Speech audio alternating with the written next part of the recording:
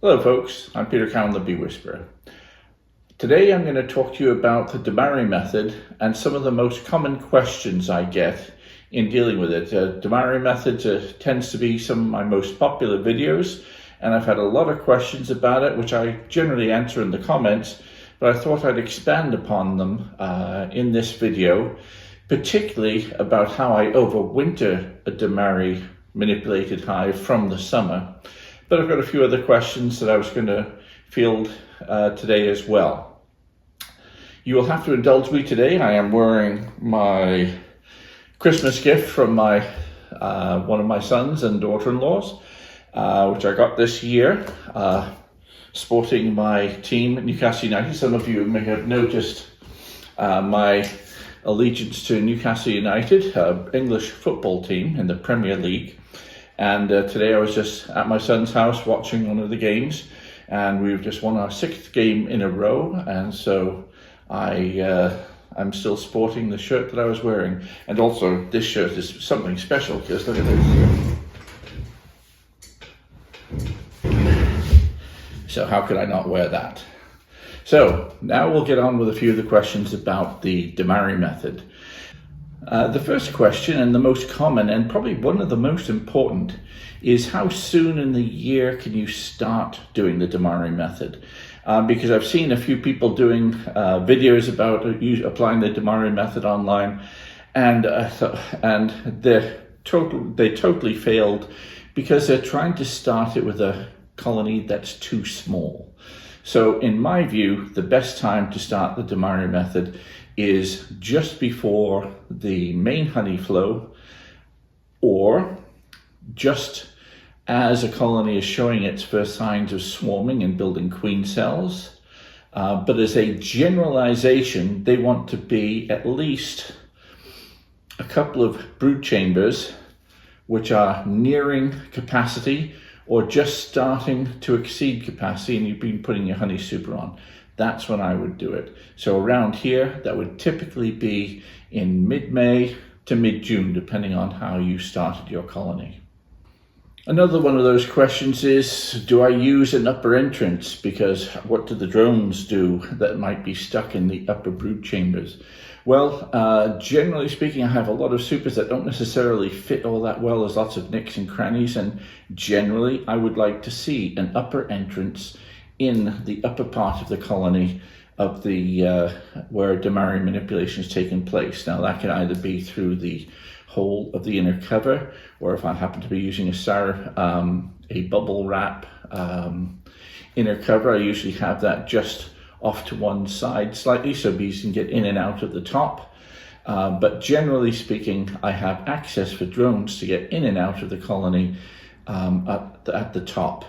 However, drones are not my top priority in those hives, and should I put it together with supers that seal really well, and I put on the cover that actually seals the drones in, well, it doesn't do the colony any harm, but the drones themselves never actually manage to fly, and they'll live through their entire life cycle stuck in the upper brood chamber, only getting out occasionally when I'm opening the colony up. Then they can fly out and go down. But yes, it is on occasion I'll open up a colony that I've had the Demaree Method set up on, and at the top of the queen excluder I've got lots of old drone bodies in there. So if you don't have an upper entrance, the drones will get trapped there. I have no shortage of drones in the area for my bees to to mate with, so it's not one of my major concerns. But if it does bother you that the drones can't get out, make sure there's an upper entrance on that hive. But now I want to come to the major topic of this video, and that's going to be, what do I do with the colony that I've already prepared, that I've had as a Demaree manipulation? It's a monster hive, but how can I fit all those bees into a single overwintered brood chamber? The answer is I don't, and I'll show you what I do.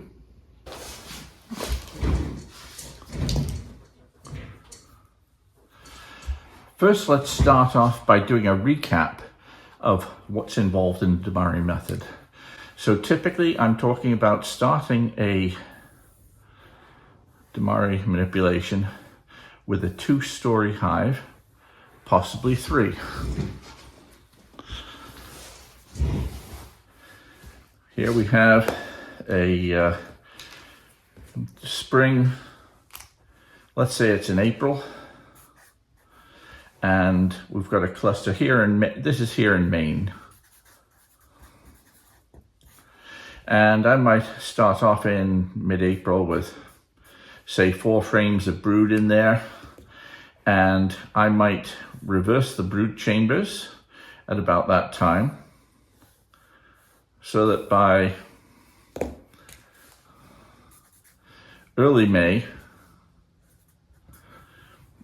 I'll have now the original brood chamber, which was at the top, because this will be a way of rapidly expanding. And remember, I'll only reverse the brood chambers if, number 1, we have a good cluster and the bees, by that I mean pretty much filling this area, and it's warm weather. If it's cold or that cluster is smaller, I won't be doing it with that until later, because otherwise you can chill the brood as the heat is lost. But by here in early May or mid-May, I might have a few frames of brood developing upstairs, maybe just at the bottom, but it's probably 2 or 3. You'll start to get a couple of frames of brood built a week by that time.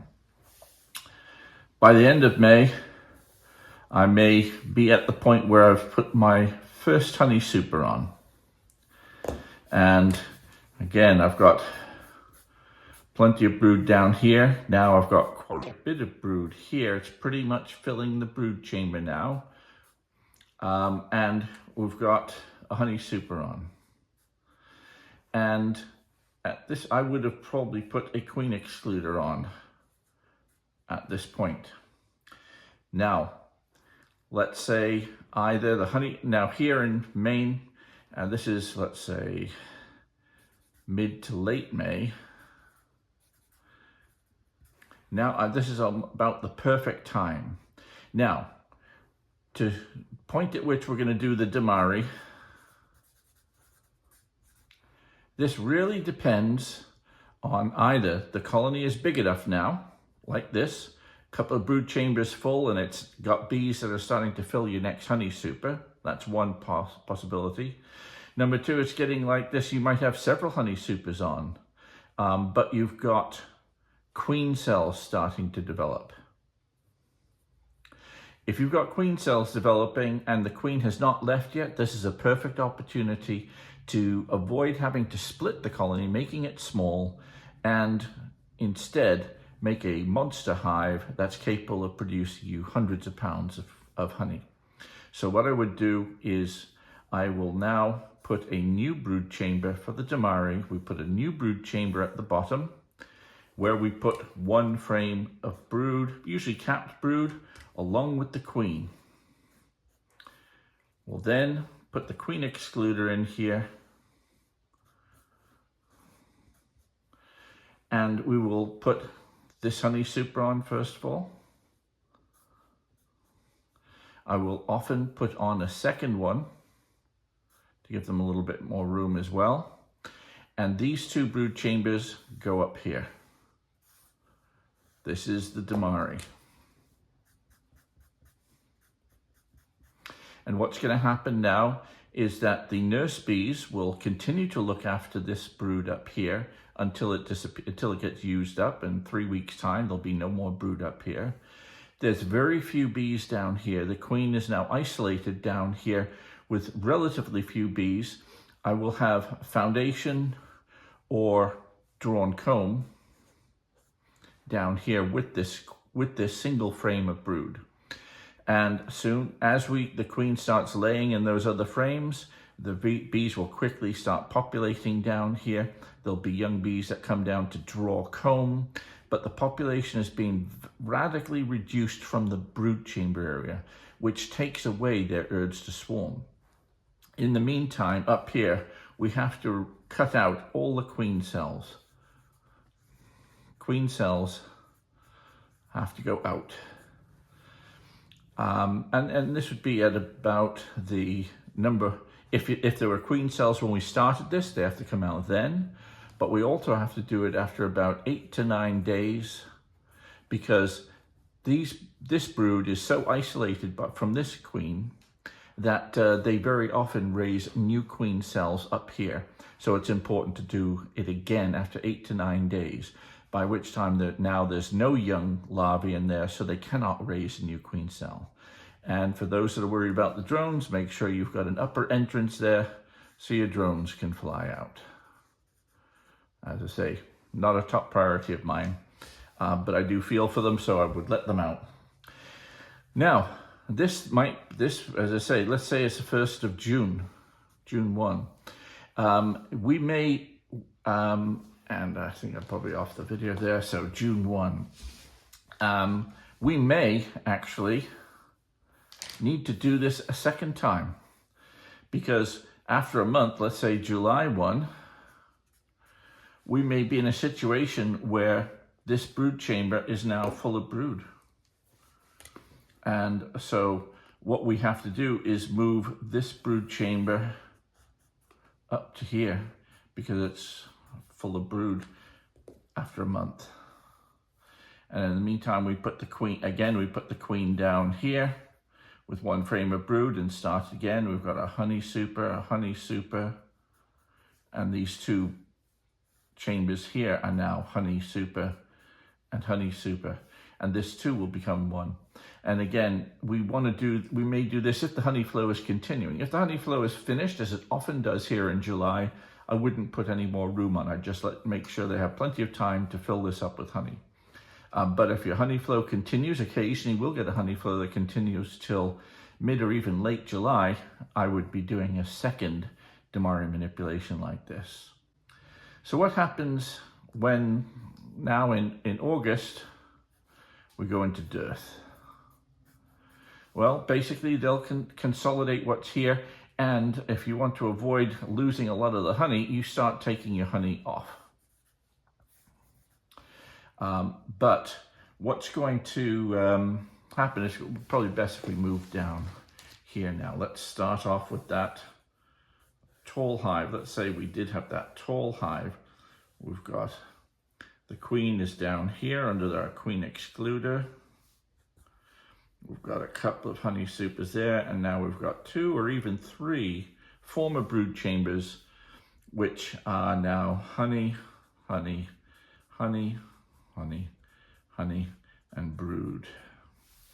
Now, what we've done with this, let's say that was August, let's say this is September 1. Now, here in Maine, we have often had very poor honey flows in the fall. We used to get a very good honey flow in the fall. This year, we had a fantastic honey flow in the fall. And so what happened is that they managed to fill all the empty spaces in this. I didn't need to put more honey supers on, because this summer we had dearth. We had a terrible dearth from July, all of July, and pretty much all of August. Very little was happening. I didn't take my honey supers off. They actually were utilizing honey. So my Demaree hives, the honey was disappearing from these supers during July and August, rather than me needing to do this manipulation again. But some years I would be needing to do that manipulation again, and I may end up with a situation like this. Now, in a situation where there's not a good honey flow coming on, what I would do is take all these honey supers off, the little one, that one, and that one, and that one, leaving me with one brood chamber here. And the queen down here, I would take the queen excluder off, and I may try to overwinter like that. But if that was the case, what would be happening? I would have this so full of bees, they would just be all over the place. It would be many, many thousands more bees than can fit into a single brood chamber. So what I'll do is I'll put another brood chamber on it. I'll put a double, make it back to a double. And this one is empty. This one is just drawn comb or foundation. Mostly, this one is actually, no, this one is just drawn comb unless there is a good honey flow on. This year, I could have put foundation on, but I didn't. I just put drawn comb up here. So this is drawn comb and the queen. We had all our brood here. And the other thing you have to remember, you have to check at this point, when you take that honey off the hive, you may have a brood chamber so full of brood you've got next to no honey in here. And there would be a risk that these bees, if there was no honey flow at all, they could starve in a matter of days. So if there was no honey in this brood chamber, I'd make sure there's a little bit of honey here, or I would be feeding. And usually now I'd be feeding with a 2-gallon bucket feeder. 1 to 2 gallons. Now, if there's no honey flow, it'll just take a matter of filling that bucket feeder up 2-3 times, and this is all going to be full of honey. If there is a honey flow, you don't even have to feed. And so by October 1 to 15, my target here is that by October 15, this has to be full, and this is about half full of honey. And that's more than enough to get through. This gives the bees, all these bees, somewhere to go. It puts them to work. Now remember, 80% of that surplus of bees are going to be dead by the time we're here, because they just don't live that long. They're summer bees. But this makes sure that the queen, the brood chamber, isn't prematurely absolutely packed out so that the queen can't lay. So it allows them to put any resources that you're feeding mostly up here. They'll tend to put it around the brood chamber, but you will see that you're going to continue to have a population growth in here, replacing all these surplus bees. But now this colony is going to have a good population of bees. It's going to be full of bees, full of honey, because you're putting all these surplus bees to work, albeit whether it's with a honey flow or whether it's by feeding. But this way you're going into the winter and you're all ready to start again in the spring.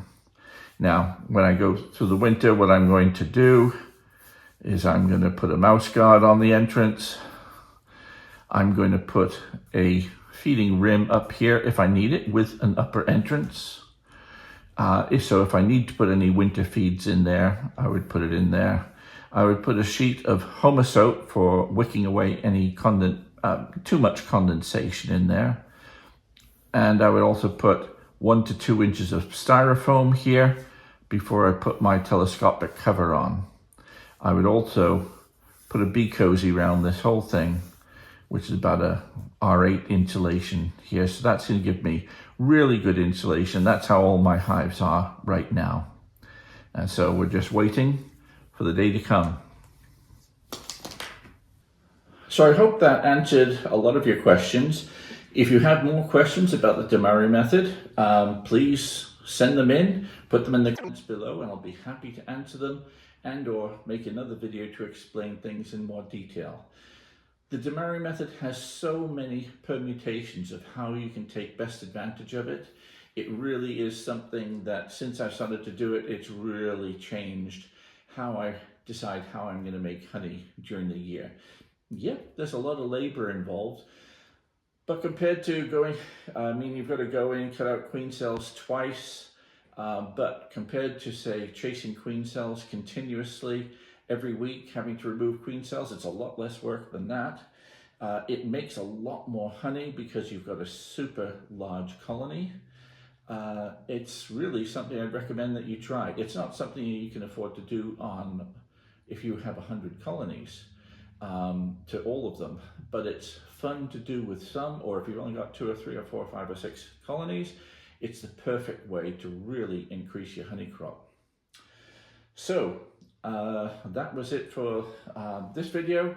I hope you enjoyed it. Send me your comments, and if you haven't subscribed already, please subscribe and comment and share this post. It really does help my video and my channel. I'm Peter Cowan, the Bee Whisperer. See you next time.